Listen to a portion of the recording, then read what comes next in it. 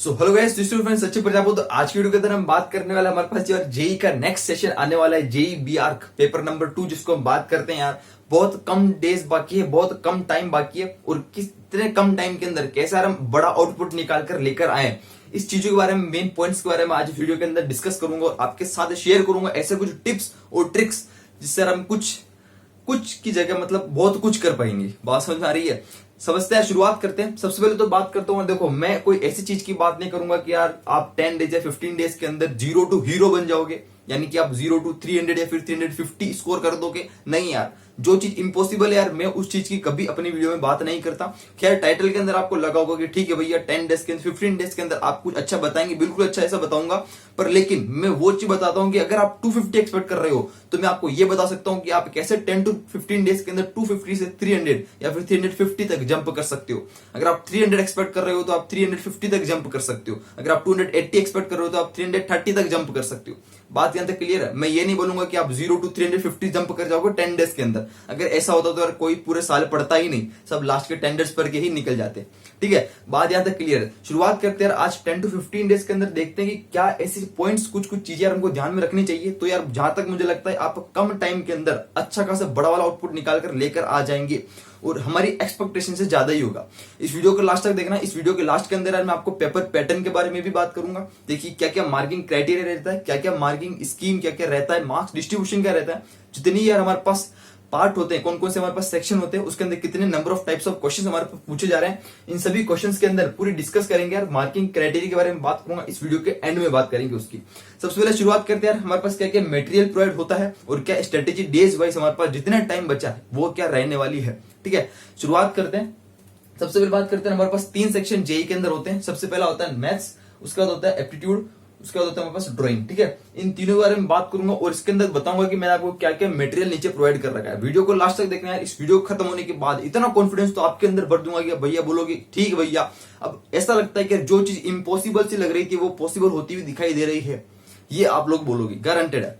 ठीक है, शुरुआत करते हैं। सबसे पहले बात करते हैं मैथ्स की। मैथ्स के अंदर बात करूं तो परफेक्टली नाटा के यहाँ पर ऐसा कोई रोल नहीं है, नाटा का बिल्कुल अलग पेपर होता है। और जहां तक मैं मानता हूं ना, नाटा से जेई वाला एग्जाम इजी होता है।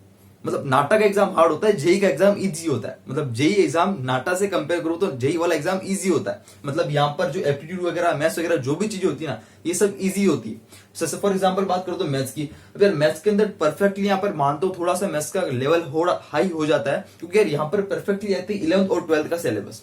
11th और 12th के अंदर जितनी भी अपन ने मैथ्स पढ़ी ना, वो सब कुछ यहाँ पर पूछी जा रही है।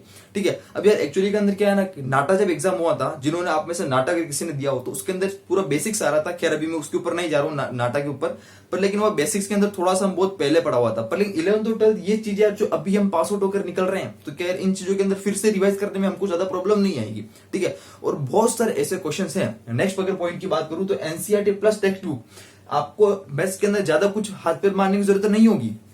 सिंपल कुछ नहीं करना है यार, जो आप 11th और 12th के अंदर करके आए हो, आपकी एनसीईआरटी या फिर आपकी टेक्स्ट बुक जो आप स्कूल में पढ़ते हो, जिस किताब से, जिस बुक से, उस बुक का पूरा फुल रिवीजन, एक एक लाइन रटी हुई होनी चाहिए। अगर लाइन रट नहीं पा रहे हो तो उसको पेपर फाड़ के पानी में घोल कर पी जाओ। बोलने का मतलब समझ मारो, एक एक लाइन दिमाग में छप जानी चाहिए उस एनसीईआरटी टेक्स्ट बुक की, एक एक लाइन। बहुत समझ मारी। ऐसे बहुत सारे इंपॉर्टेंट और बड़े बड़े चैप्टर्स है जिसके अंदर जेई मेंस पेपर 2 के अंदर मैथ्स में डायरेक्ट एनसीईआरटी से कॉन्सेप्ट उठाकर पूछा जाता है, डायरेक्ट क्वेश्चन पूछे जाते हैं। कोई ज्यादा बाहर जाने की जरूरत नहीं है। मैं यार आपको बात कर रहा हूँ, नेक्स्ट पॉइंट में आ ही रहा हूँ, जो हमारे पास है सीरीज और अरिहंत की बात करूँ।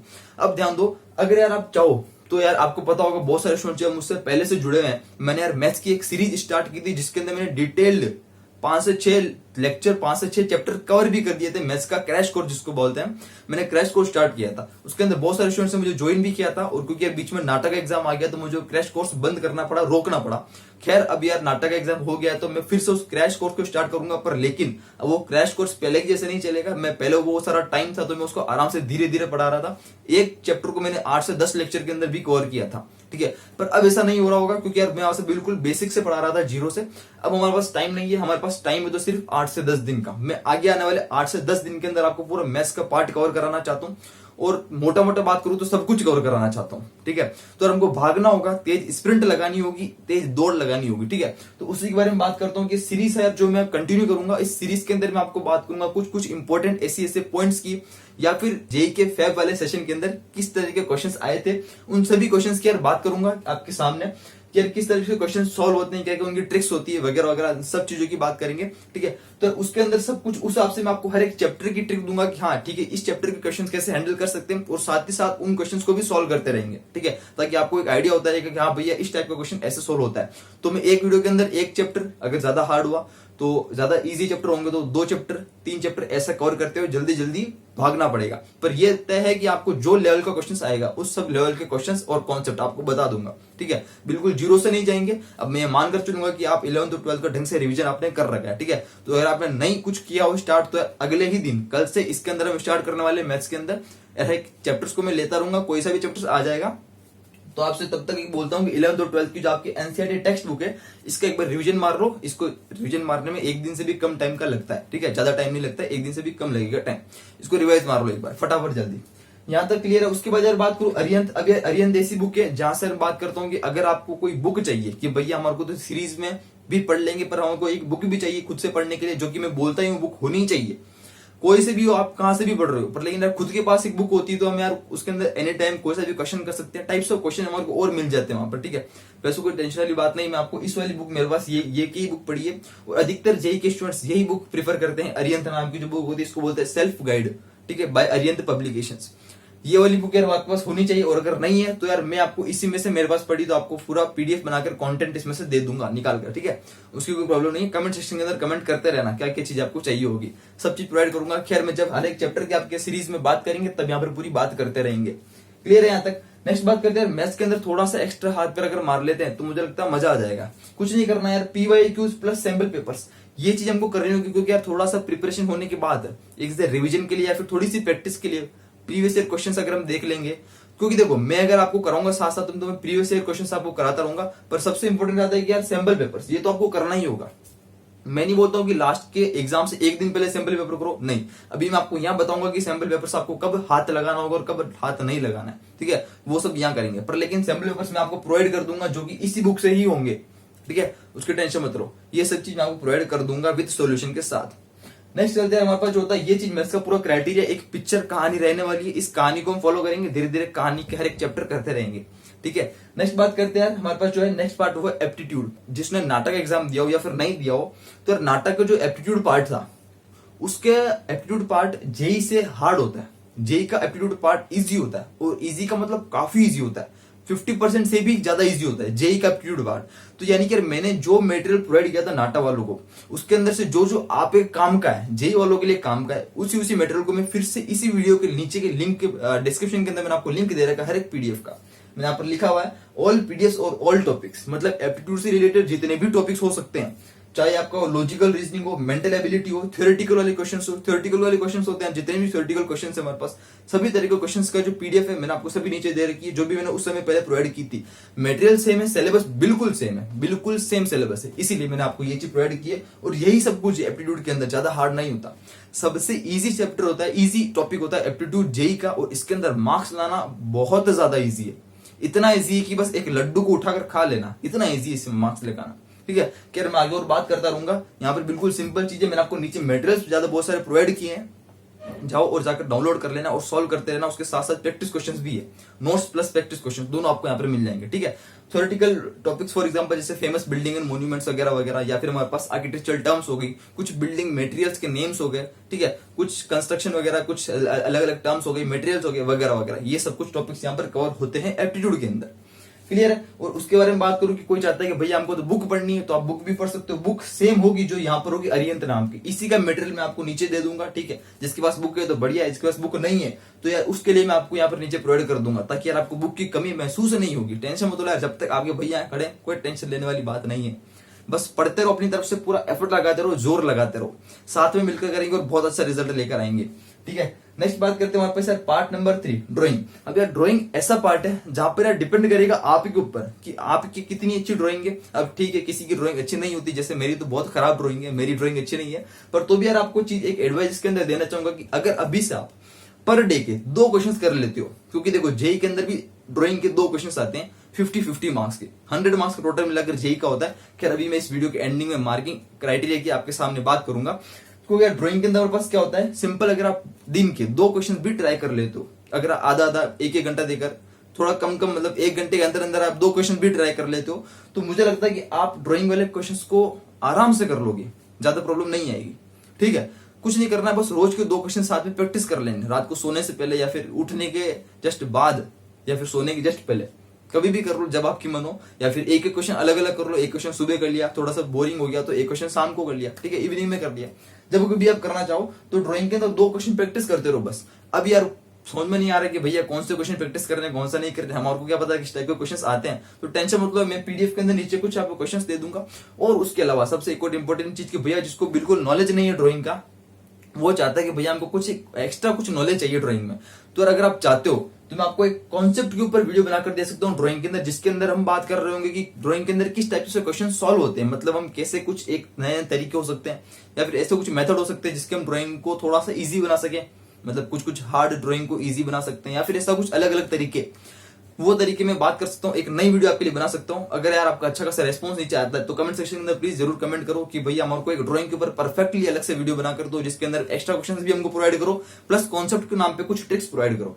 ठीक है, वो चीज आपके लिए प्रोवाइड कर सकता हूँ। प्लस बात करूँ तो बुक्स अगर आपको पढ़ना है तो सेम इसी बुक का नाम लूंगा अरियंत, इसके अंदर तीनों पार्ट कवर हो रहे हैं, इक्वली एंड बढ़िया वाले से कवर हो जाएगा, इसी का मटेरियल आपको सब कुछ प्रोवाइड हो रहा होगा। ठीक है, यहाँ तक क्लियर है। तो ये सब कुछ हमारे पास रहने वाला है। कुल मिलाकर बात करेंगे अभी इसके मार्किंग क्राइटेरिया क्या क्या होने वाला है इस वीडियो के बाद। सबसे पहले चलते हैं यहाँ पर, और यहाँ पर मूव करने के बाद हम बात करते हैं क्या क्या स्ट्रेटेजी आपको किस दिन को क्या करना होगा। सुनो, आज तारीख जो वीडियो देख रहा है वो देख रहा है इसको 13th ऑफ जुलाई, अब 13th ऑफ जुलाई, और मैं स्टार्ट करने वाला हूँ ये सब कुछ 14th ऑफ जुलाई से। ठीक है, तो 13th ऑफ जुलाई से आपको तो शुरुआत करनी होगी, और आप 13th ऑफ जुलाई को क्या कर सकते हो, ध्यान रखो जितना भी टॉपिक्स है मैथ्स के अलावा, एप्टीट्यूड का, अगर आप एक दिन का दिन है और एप्टीट्यूड का जितना भी मटेरियल मैं प्रोवाइड कर रहा हूँ ये सिर्फ और सिर्फ एक दिन का ही काम है। इसके अंदर आपको रोज, मैं नहीं बोल रहा हूँ कि आज में कवर करो उसके बाद हाथ ही मत लगाओ, रोज पढ़ना पड़ेगा इस चीज को, रोज आपको इस चीज को पढ़ना पड़ेगा। ठीक है, पर लेकिन एक दिन में थोड़ा सा आज थोड़ा सा एफर्ट लगा लोगे और मैक्सिमम इस पार्ट को निपटा दोगे तो मुझे लगता है हम कल से मैथ्स के ऊपर ज्यादा फोकस कर पाएंगे, ज्यादा टाइम दे पाएंगे। ठीक है, क्योंकि हमको रोज यही करना होगा, मैथ्स को ज्यादा टाइम देना होगा, उससे थोड़ा सा कम हमारे को टाइम, उससे लगभग हाफ टाइम, आधा टाइम हमको एप्टीट्यूड को देना होगा, और उसके बाद जो टाइम बचता है वो ड्राइंग के अंदर 2 क्वेश्चन प्रैक्टिस को देने होंगे। बस ये हमारा पूरा दिन का एक शेड्यूल रहने वाला है। नेक्स्ट बात करते हैं क्वेश्चन तारीख नंबर, मतलब डेट 14 से लेकर डेट 21 जुलाई तक, ये जो हमारे पास 7 डेज रहने वाले हैं, कुल मिलाकर हमारे पास 8 डेज रहने वाले हैं 14 से लेकर 21 जुलाई। ये दिन ऐसे होंगे, अब यार मैं बात करूं तो अभी ये दिन की बात करूं या कोई से भी दिन की बात करूं, एग्जाम तक यार भूल जाओ, खाना पीना याद रखो बस, बाकी सब भूल जाओ, खेलना कूदना वो सब भूल जाओ, खाना पीना याद रखो, मतलब है कि बस पढ़ाई खाना पीना तो ठीक है याद रहता ही है, तो भूख लगेगी तो अपने आप याद आएगा, पर बस आगे पीछे एक ही चीज होनी चाहिए दिमाग के अंदर, माइंड के अंदर, वो है पढ़ाई पढ़ाई और पढ़ाई, और कुछ नहीं, कोई टीवी वगैरह नहीं, कोई फ्रेंड्स वगैरह नहीं, बस भूल जाओ यार। क्योंकि यार एग्जाम बिल्कुल अनएक्सपेक्टेड था कि 27 को एग्जाम हो रहा है, बाकी हम एक्सपेक्ट कर रहे थे कि अगस्त में होगा या फिर थोड़ा बाद में लेट होगा, पर लेकिन थोड़ा सा 10 या 15 दिन एक्स्ट्रा पहले एग्जाम होने की संभावना यहाँ पर पूरी प्रोबेबिलिटी दिखाई दे रही है। ठीक है, तो हमको एक्स्ट्रा भागना होगा, एक्स्ट्रा एफर्ट लगाने होंगे। ठीक है, तो यार अगर आपने ये सोच रहे थे कि भैया मैं 10 घंटे पढ़ूंगा 8 घंटे पढ़ूं, तो प्लीज उससे एक्स्ट्रा एफर्ट लगाओ, मतलब जितना आप सोच कर चल रहे थे उससे एक्स्ट्रा ही एफर्ट मारने पड़ेंगे आपको, अगर आपको रिजल्ट उस लेवल का लेकर आना है तो। क्लियर है ना यहाँ तक?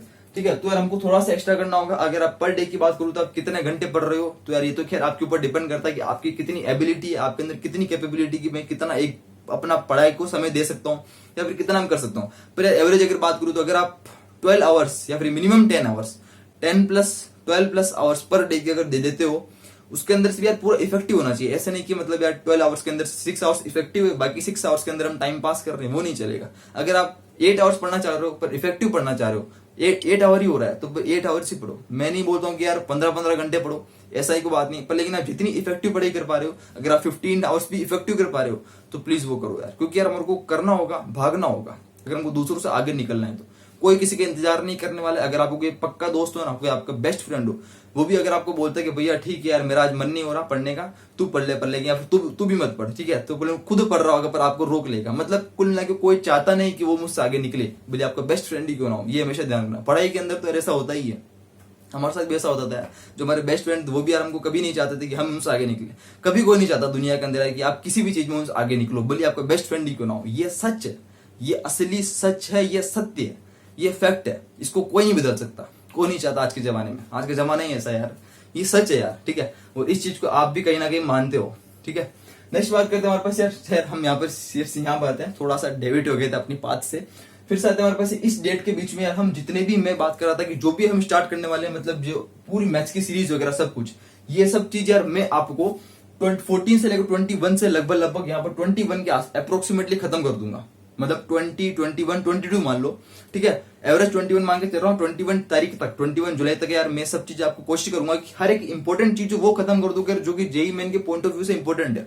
सब कुछ तो नहीं, पर लेकिन जेई मेन के पॉइंट ऑफ व्यू जो इंपॉर्टेंट है ना, वो सब कुछ तो मैं खत्म कर दूंगा, इस चीज की गारंटी तो मैं आपको दे रहा हूँ, ठीक है।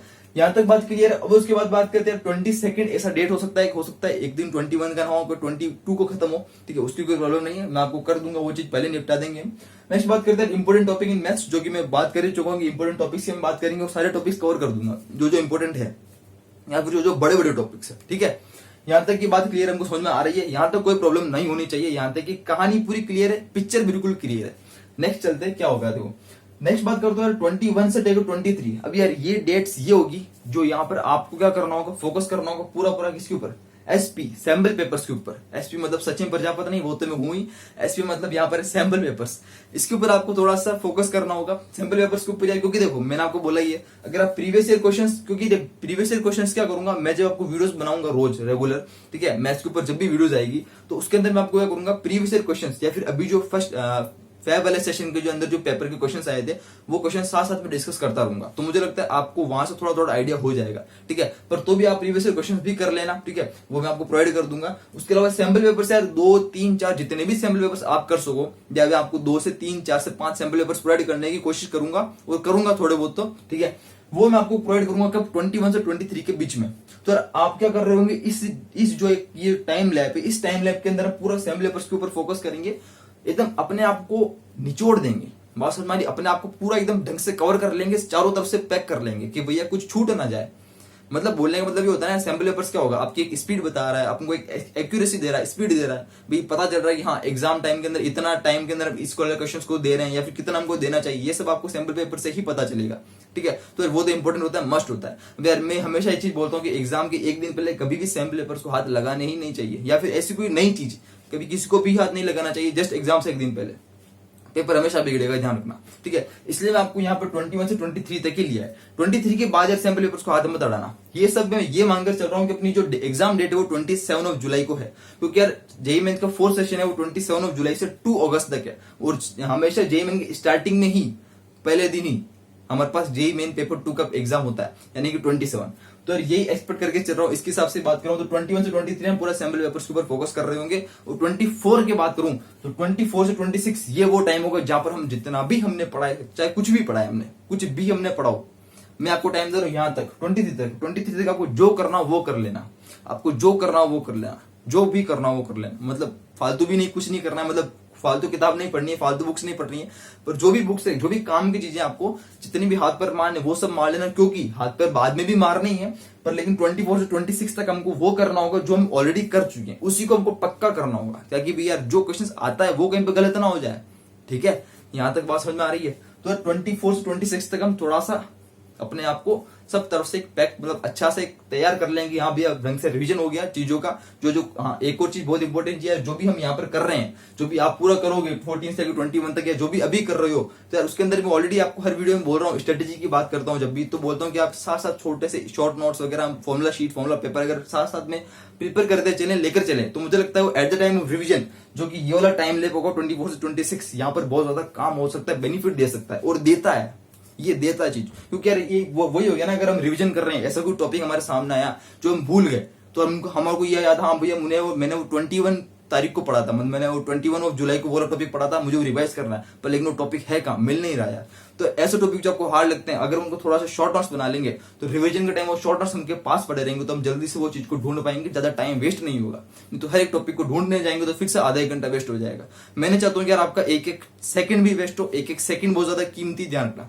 जितने यार आपकी लाइफ के अंदर वाटर और ऑक्सीजन की जितनी हमारे पास डिमांड है ना, हमारे शरीर के अंदर, हमारे बॉडी को, उतनी डिमांड अभी आपके लिए कितनी है, टाइम की है। बहुत ज्यादा इंपॉर्टेंट है टाइम, बहुत ज्यादा इंपॉर्टेंट है, लगे रहो पूरा जोश के साथ। यहां तक बात क्लियर है। तो ये सब कुछ होगा 26 के पूरा, यहां तक स्ट्रेटेजी खत्म होगी, और नेक्स्ट जो हमारे पास डे निकल कर आएगा वो है 27, जो कि हमारे पास एग्जाम डे होगा। और ये ध्यान रखना, एग्जाम आपका अब तक का सबसे अच्छा एग्जाम होगा, ठीक है, होगा, क्योंकि यार आप जिस हिसाब से प्रिपेयर करोगे अपना आप को उस हिसाब से होगा। क्योंकि यार जेई मेंस का कुछ पैटर्न का चक्कर नहीं होता। जैसे नाटक के अंदर बात करूं तो थोड़ा सा बच्चों को लगा कि स्टूडेंट्स को कि हाँ भैया पैटर्न पेपर जो पेपर का पैटर्न वो थोड़ा सा चेंज हो गया तो थोड़ा सा डिफिकल्ट लगेगा पेपर को, पर ऐसा होगा नहीं क्योंकि जेई का पैटर्न हमेशा फिक्स रहता है। अभी मैं आपको पैटर्न की बात करूंगा तो ऐसा कुछ हमारे पास होता है। तो यार हम जेई में से हमारे पास यहाँ पर जाएंगे, एग्जाम क्रैक करके आएंगे और अच्छा करेंगे, क्योंकि यार हमारा प्रिपेयर हमको उस तरफ से करना होगा। कभी भी यार जीवन के अंदर लाइफ के अंदर ओवर कॉन्फिडेंट मत होना, क्योंकि यार ओवर कॉन्फिडेंस से हमेशा काम बिगड़ता ही है, कभी काम बनता नहीं। अपने आप को कॉन्फिडेंस रखना और विश्वास रखना, अच्छा करेंगे। ठीक है, शुरुआत करते हैं हमारे जो नेक्स्ट मतलब शुरुआत करने का मतलब अब बात करते हैं हमारे मार्किंग क्राइटेरिया की। ये सब कुछ हमारे पास स्ट्रेटेजी की बात है, ऐसा कुछ रहने वाला है। अब यार जिसको मार्किंग क्राइटेरिया की बात नहीं उसकी बात कर लेते हैं। अच्छा एक और चीज यार, ये सब कुछ जो मैंने आपको दिया है वो एक लड्डू के रूप में, जिससे मैं आपको हमेशा बोलता हूँ, इस लड्डू को यार मैंने आपको बनाकर दे दिया है। ये लड्डू है, मैंने आपको बनाकर सामने रख दिया है। अब यार इस लड्डू को मैं आपको यहाँ तक पहुंचा सकता हूँ, यहाँ तक ला सकता हूँ, पर इसके अंदर नहीं जा सकता हूँ यार। इसको आपको खुद लेकर खुद खाना होगा। इसको मैं तो क्या, इसको आपको कोई नहीं खिला सकता, इस लड्डू कोई भी नहीं खिला सकता, बस बना के जरूर दे सकता है। ये देखो मैंने बनाकर दे दिया, उसको उठाकर खाना आपका ही काम होगा, ये एफर्ट आपको ही करना होगा। ठीक है, तो उम्मीद करता हूँ यार आप जरूर करोगे, उम्मीद करता हूँ आपसे, मतलब विश्वास है यार आप लोगों के ऊपर। इसलिए यार आप लोगों के लिए मुझे मोटिवेशन मिलता है यार आप लोगों के लिए कुछ करने का, क्योंकि आपके अंदर वो बात है। तो आप करोगे और अच्छा करोगे। ठीक है, अपने ऊपर विश्वास रखो यार। एग्जाम वगैरह तो होता ही रहेगा। ठीक है, जीवन में लाइफ में बहुत एग्जाम, इससे भी बड़े बड़े एग्जाम देने, जेई नाटा इनसे भी बड़े बड़े एग्जाम देने लाइफ के अंदर यार। ठीक है, तो यार ये तो एग्जाम है ही क्या, पर लेकिन बस जो एग्जाम होता है उसको पूरा मन से लगा कर दो। अब बात करते हैं थोड़ा सा मार्किंग स्कीम की, हमारे पास क्या मार्किंग स्कीम रहता है। ठीक है, सबसे पहले बात करते हैं मैथ्स की। मैथ्स तो हमारे सबसे पहले बात करता हूँ टोटल नंबर ऑफ मार्क्स कितना होगा हमारे पास। जो पेपर का होता है वो है 400 मार्क्स, कुल मिलाकर 400 मार्क्स का हमारे पास पेपर होता है जेई बीआर का। अब 400 मार्क्स के अंदर से देखते हैं कितने मार्क्स किसके डिवाइडेशन होता है। सबसे पहले बात करते हैं मैथ्स की। तो मैथ्स का जो पूरा सेक्शन होता है वो होता है टोटल मिलाकर 100 मार्क्स का। सिर्फ 100 मार्क्स का मैथ्स का पेपर होता है, पूरा इसका पोर्शन होता है सिर्फ 100 मार्क्स का। ठीक है, अब इसके अंदर बात करूं तो कुल मिलाकर यहाँ पर होते हैं मल्टीपल चॉइस क्वेश्चंस। अब यहाँ पर यार कोई मतलब इसमें कोई मोर देन वन करेक्ट नहीं होते कि मतलब एक से ज्यादा वाला आंसर, ऐसे कोई क्वेश्चंस नहीं होता जेईई मेंस के अंदर। हमेशा मल्टीपल चॉइस क्वेश्चंस होंगे, मतलब एक क्वेश्चन का एक ही आंसर होगा, 4 ऑप्शंस आपको दिए जाएंगे। ठीक है, 20 क्वेश्चंस होंगे, 20 क्वेश्चंस कुल मिलाकर 25 होंगे। 10 न्यूमेरिकल क्वेश्चंस होंगे। न्यूमेरिकल वाले कौन से होते हैं, जिसके अंदर कुछ ऑप्शंस आपको नहीं दिए होते हैं, डायरेक्ट क्वेश्चन पढ़ना है, उसका सॉल्व करना है, मतलब कैलकुलेट करना है, और जो भी नंबर्स में आंसर आएगा उसको फिल करना होगा, उसको लिखना होगा। ऐसे क्वेश्चंस 10 आएंगे। तो भैया तो 20 + 10 30 हो गए, 25 कम हुए। इसके अंदर सुनो 10 जो न्यूमेरिकल क्वेश्चंस आएंगे उसके अंदर आपको 5 क्वेश्चन ही अटेम्प्ट करने होंगे, बाकी 5 क्वेश्चन अटेम्प्ट नहीं करने होंगे। इसीलिए कुल मिलाकर 25 क्वेश्चन हो गए मैथ्स पोर्शन से। फिर से सुनो, मैथ्स से अंदर क्या होगा, कुल मिलाकर 20 क्वेश्चंस तो मल्टीपल चॉइस होंगे, और बाकी बचे हुए 5 क्वेश्चंस के अटेम्प्ट करने के लिए आपको 10 क्वेश्चंस न्यूमेरिकल टाइप क्वेश्चंस दिए जाएंगे। उसके अंदर से 5 क्वेश्चंस आपको अटेम्प्ट करने होंगे, बाकी 5 क्वेश्चन छोड़ने होंगे न्यूमेरिकल टाइप के अंदर से। तो 20 एमसीक्यू प्लस 5 न्यूमेरिकल कितने होंगे, 25 क्वेश्चन होंगे कुल मिलाकर। यहां तक क्लियर है। एक क्वेश्चन 4 मार्क्स का होता है, यहाँ पर फिक्स है, मार्किंग स्कीम यहाँ फिक्स है हर एक क्वेश्चन की। तो एक क्वेश्चन 4 मार्क्स का होगा, 4 मार्क्स, तो 25 × 4 कितना हुआ, 100 मार्क्स। तो यानी कि मैथ्स पोर्शन कितना हुआ, 100 मार्क्स का हुआ। यहां तक बात क्लियर समझ में आ रही है। ठीक है, अब बात करते हैं भैया क्या यहाँ पर नेगेटिव मार्किंग होगी। हाँ बिल्कुल होगी यार, जेई के अंदर नेगेटिव मार्किंग होती है, क्योंकि यार जब इतना अगर आपको वो कुछ दे रहा है कि मतलब सारे मल्टीपल चॉइस क्वेश्चंस है और एप्टीट्यूड जैसा पार्ट इतना इजी है, तो यार वो मतलब जाहिर सी बात है नेगेटिव मार्किंग देगा ही देगा। तो यार नेगेटिव मार्किंग आपकी होगी -1 मार्क। एक क्वेश्चन कोई भी गलत होगा तो -1 मार्क आपका कटेगा। पर यहाँ पर एक और खुशखबरी की बात ये होती है, मतलब एक अच्छी बात यहाँ पर ये है कि जैसे मैंने बात करी थी, यहाँ पर 20 तो मल्टीपल चॉइस क्वेश्चंस होते हैं और बाकी 5 न्यूमेरिकल हमको अटेम्प्ट करने होते हैं। तो न्यूमेरिकल टाइप जो होते हैं जिसके अंदर ऑप्शन नहीं होते, उसके अंदर कोई नेगेटिव मार्किंग नहीं होती। Negative marking only multiple choice questions में ही होती है, एमसीक्यूज में। ठीक है, बाकी न्यूमेरिकल टाइप वाले में, मतलब जिसके अंदर डायरेक्ट कैलकुलेट करके आंसर फिल करना होता है, उसके अंदर नेगेटिव मार्किंग नहीं होती है, क्योंकि उसके अंदर हम कुछ भी फिल कर सकते हैं। अगर आपको सही होगा तो मार्क्स मिल जाएंगे, नहीं तो 0 मिलेगा। क्लियर है, ऐसा कुछ होता है सिस्टम। तो यार 100 मार्क्स का मैथ्स का पोर्शन क्लियर है। नेक्स्ट बात करते हैं, ऐसे आते हैं सैंपल एप्टीट्यूड के ऊपर। अब यार एप्टीट्यूड के अंदर सिंपल कुछ नहीं करना, ज्यादा दिमाग नहीं लगाना, सारे मल्टीपल चॉइस क्वेश्चन होते हैं। कुल मिलाकर मल्टीपल चॉइस यहाँ पर होते हैं 50 क्वेश्चन। अब देख लो आप कितना वेटेज एप्टीट्यूड का, 50 क्वेश्चन होते हैं मल्टीपल चॉइस क्वेश्चन। 50 × 4 कितना हुआ, 200 मार्क्स। यानी कि अकेला एप्टीट्यूड पोर्शन आपका 200 मार्क्स लेकर चलता है। कितना मार्क्स, 200 मार्क्स लेकर चलता है अकेला एप्टीट्यूड पोर्शन, 200 मार्क्स लेकर चलता है। मैथ्स भी 100 एप्टीट्यूड पोर्शन अकेला 200 मार्क्स लेकर चलता है। 50 एमसीक्यूज, ओनली एमसीक्यू, यहाँ कोई न्यूमेरिकल टाइप क्वेश्चंस नहीं है, ओनली एमसीक्यूज होंगे, सब मल्टीपल चॉइस, सबकी ऑप्शंस होंगे। गलत करोगे तो सीधी बात यार -1 मिलेगा ही मिलेगा, गलत होगा तो। पर लेकिन सही होने पे आपको पूरा 4 + 4 मार्क्स मिलेगा। 50 × 4 = 200 मार्क्स एप्टीट्यूड पार्ट। क्लियर है। तो 100 प्लस 200 कितना हो गया 300 मार्क्स। और बाकी यार मैं ड्राइंग के अंदर आपको बता चुका था, कुल मिलाकर 2 क्वेश्चन आते हैं, इसलिए हमको रोज के 2 क्वेश्चन प्रैक्टिस करने होंगे। तो 2 क्वेश्चन आते हैं कुल मिलाकर यहाँ ड्राइंग से। एक क्वेश्चन होता है 50 मार्क्स का, तो 2 इंटू 50 कितना होगा 100 मार्क्स, यानी कि 100 मैथ्स प्लस 200 एप्टीट्यूड कितना हुआ 300, और 300 प्लस 100 ड्राइंग कितना हुआ 400 मार्क्स। इसलिए बोलते हैं 400 मार्क्स का टोटल यहाँ पर पेपर होता है।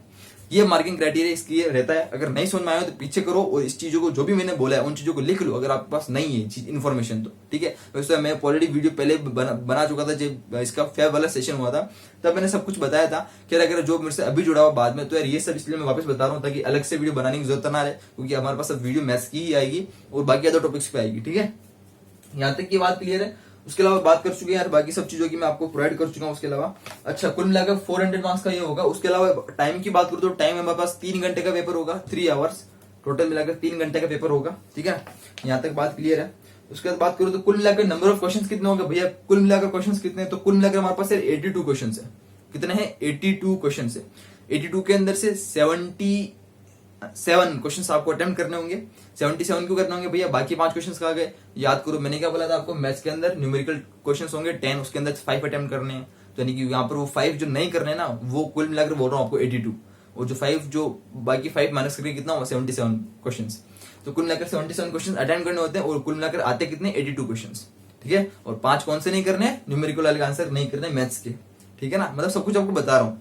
अच्छा ये सब कुछ रहता है सब कुछ, और उसके अलावा नेगेटिव मार्किंग नहीं होती न्यूमेरिकल में, मैंने आपको बोल ही दिया है, और मल्टीपल चॉइस के अंदर नेगेटिव मार्किंग होती है। अच्छा ड्राइंग के अंदर कोई नेगेटिव मार्किंग है भैया, नहीं ड्राइंग वाले में भी कोई नेगेटिव मार्किंग नहीं है। ड्राइंग के अंदर तो क्या नेगेटिव हो गया, उसमें तो सिंपल हमको ड्राइंग ऑफलाइन। अच्छा यहाँ पर सबसे एक और चीज की, बाकी पूरा पेपर ऑनलाइन है और ड्राइंग जो पेपर होगा ना वो ऑफलाइन है। ड्राइंग के अंदर आपको खुद को शीट दी जाएगी, तो उसके अंदर आपको खुद को पेपर बनाना होगा। ठीक है, तो ड्राइंग का जो एग्जाम है वो सब आपको ऑफलाइन है। ड्राइंग का आपको खुद को शीट पे बनाकर उसको एग्जामिनर को हैंड ओवर करनी होगी आपकी शीट्स को।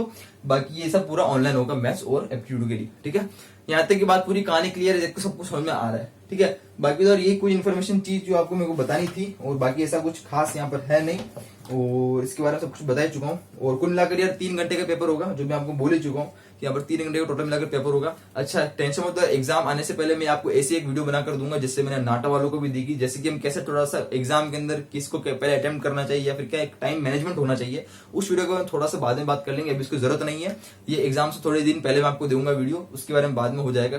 ठीक है, उसमें कोई टेंशन नहीं है। अभी बस हमको इन चीजों का ध्यान रखना, ठीक है ना, कैसे हमको शुरुआत करनी है। अगर आपने शुरुआत तो खैर आपने बहुत पहले ही कर दी होगी, मतलब कैसे हमको रिवीजन करना है या फिर कैसे हमको कोर्स सिलेबस को कंप्लीट करना है। ठीक है, अच्छा यहाँ तक बात क्लियर है। उसके अलावा बात करूँ तो मैं यहाँ तो कुछ यहाँ पर हार्ड है नहीं। उसके अलावा एक मैथ्स की सीरीज के अंदर हमारा जो मैं बोल रहा था, जो मैंने पहले मैथ्स की सीरीज कंटिन्यू नहीं की थी, मतलब जो मैंने रोक दी थी, उसको मैं कंटिन्यू करने वाले हैं। तो जो पहले जो मैंने स्टार्टिंग में 5-6 चैप्टर करा दिए थे बड़े बड़े, for example vector, 3D, statistics ज्यादा बड़ा चैप्टर है, पर लेकिन इंपॉर्टेंट इतना नहीं है, पर लेकिन तो भी क्वेश्चंस आने की प्रोबेबिलिटी है क्योंकि सिलेबस में लिखा हुआ चैप्टर। ठीक है, तो ऐसे कुछ अच्छे बड़े बड़े टॉपिक्स मैंने कवर करा दिए थे, for example sequence and series. ठीक है, vector 3D sequence series, quadratic equation. ठीक है, ऐसे बड़े बड़े चैप्टर्स मैंने कंप्लीट करा दिए थे 4 से 5 क्वेश्चन पहले ही पूरे डिटेल में। ठीक है, तो अब जो मैं बाकी बच्चों को कराऊंगा, पर लेकिन वो डिटेल में नहीं होगा, पर लेकिन सिंपल आपको बता दूंगा कि किस तरह के क्वेश्चन आते हैं वगैरह वगैरह सब कुछ, जो मैं आपकी बात ऑलरेडी कर चुके हैं। ठीक है, तो यार बाकी आपका टाइम बहुत ज्यादा इंपॉर्टेंट है, बिल्कुल टाइम वेस्ट नहीं करना चाहता हूँ आपका फालतू यार, बस जो मेन पॉइंट्स थे उसके बारे में मैंने बात करी है।